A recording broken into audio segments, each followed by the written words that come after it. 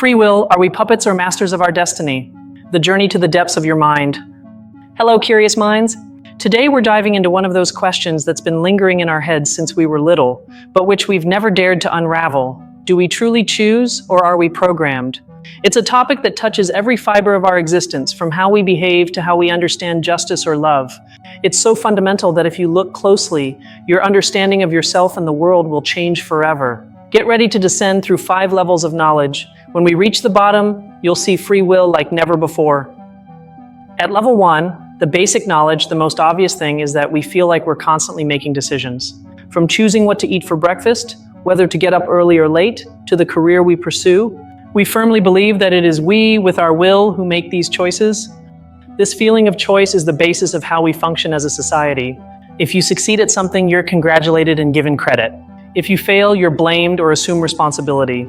The idea of merit and blame is directly linked to our belief in free will.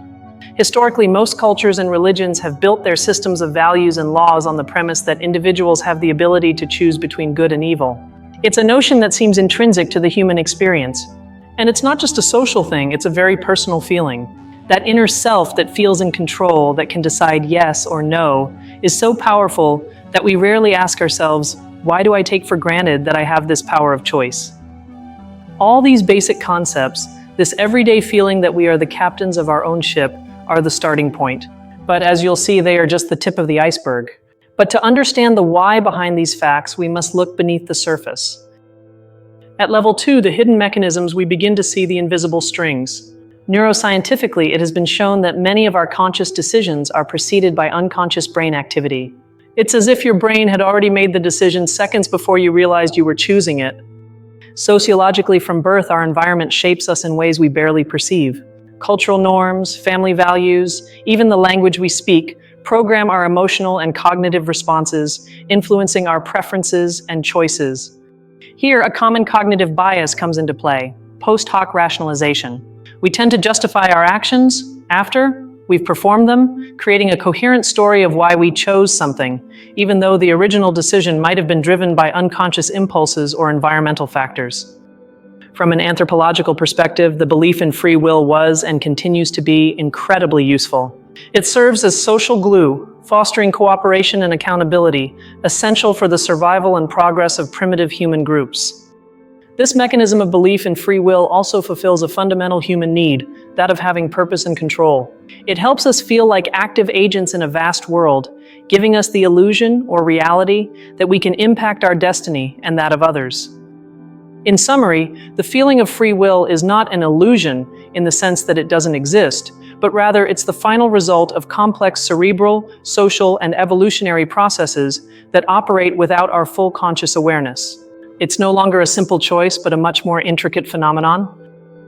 Understanding these hidden processes gives us a much richer and more complex view of why we feel what we feel and act as we do. It's the first step to unveiling the mysteries of our own mind. But reality is never that neat. This is where the story gets complicated. At level 3, the complexities and debates, the first major controversy is the clash between determinism and free will. If the universe obeys physical laws and every cause has an effect, isn't everything, including our decisions, already predetermined since the Big Bang? A popular myth is that free will means absolute freedom. This is false. We are inherently limited by our biology, our upbringing, the laws of physics, and circumstances. Believing in absolute freedom is a psychological comfort that empowers us, but it ignores these fundamental restrictions. An inherent paradox is the dilemma of moral responsibility. If our actions are the inevitable result of our genetics and environment, how can we be praised or punished? Is it fair to blame someone for something they couldn't have chosen to avoid? Here arises an ethical objection. Our legal system, for example, is built on the idea of guilt based on choice. If a criminal didn't have a true choice to act differently, is it fair to imprison them? Shouldn't we focus on rehabilitation or prevention of causes rather than punishment? This debate has evolved historically from divine predestination in theology, where God had already decided our destiny. We move to biological and neurological predestination, where science seems to suggest that it's our genes and brains that decide for us. The complexity of the topic creates a fundamental problem for the human condition: existential angst. If we are not the true architects of our lives, if we are just sophisticated machines, where does meaning lie? What purpose does life have if everything is already written? Free will is not an on-off switch. It's a multifaceted concept, full of debates without a single answer, infinite nuances, and questions that force us to re-examine everything we thought we knew. Now it's time to look at the details that separate the curious from the true connoisseurs. At level 4, niche knowledge, we find ideas like compatibilism. This is the view, little known outside of philosophy, that free will and determinism are not mutually exclusive. We can be free in the sense of acting according to our desires, even if those desires are determined. On a more technical level, quantum indeterminacy is often cited as a crack in determinism. Imagine reality is like a gigantic dice game. At a microscopic level, the dice particles can land unpredictably. But that microscopic randomness doesn't mean you have more control over whether you fancy a burger or a salad. It's as if the small dice don't affect the macro outcome of your life. A crucial and often forgotten figure is Baruch Spinoza, a 17th century philosopher. He argued for radical determinism there is no free will. For Spinoza, freedom is simply the consciousness of necessity, that is, understanding why we act as we do, not having the power to act otherwise. An alternative theory is illusionism. Philosophers like Daniel Dennett suggest that free will is not a fundamental reality of the universe, but an illusion so convincing and useful that it is indispensable for human life and society. It's a necessary invention of the mind. Directly from laboratory research, a counterintuitive detail.